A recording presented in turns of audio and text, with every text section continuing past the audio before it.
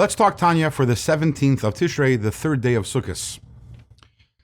So in yesterday's Tanya, the Alter Rebbe told the Hasidim, please don't ask me questions for advice and guidance regarding material matters. Rather, understand that even when life is difficult, recognize this is the love of Hashem.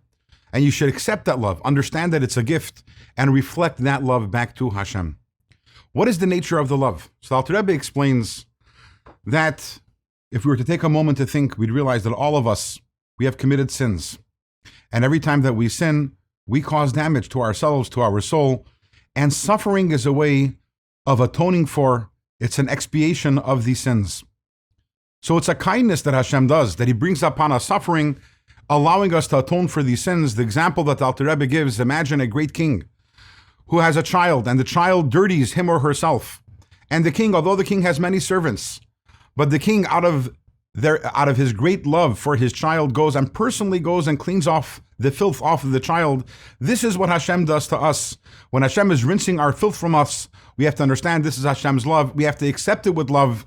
And when we reciprocate that love back to Hashem, we then evoke an even deeper love from Hashem, and that causes that whatever hardships we have go away, and instead of having hidden kindness and hidden love from God, instead we have revealed kindness and revealed love from Hashem. Now, the question that we asked yesterday remains, which is, the Alter Rebbe tells us, Chassidim, please don't ask me questions for guidance regarding physical matters, because the answers to these questions are only achievable through prophecy. And we know that generally speaking, prophecy, the era of prophecy ended at the beginning of the Second Temple era. And nevertheless, we know the Chassidim continue to ask their questions by the Alter Rebbe, including their questions on issues of health, on issues of business, or any other material question that they might have had.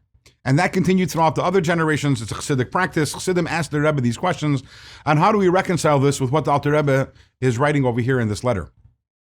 So the Rebbe addressed this, and the Rebbe said that when the Alter Rebbe came to the Chassidim and said, Chassidim, you can only ask questions related to physical material matters of a prophet, the Chassidim shrugged, and their response was, Rebbe, you are for us whatever we need you to be.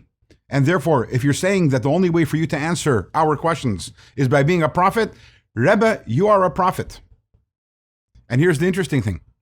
The Alter Rebbe continued to respond to the questions, and the Rebbes afterwards responded to the questions.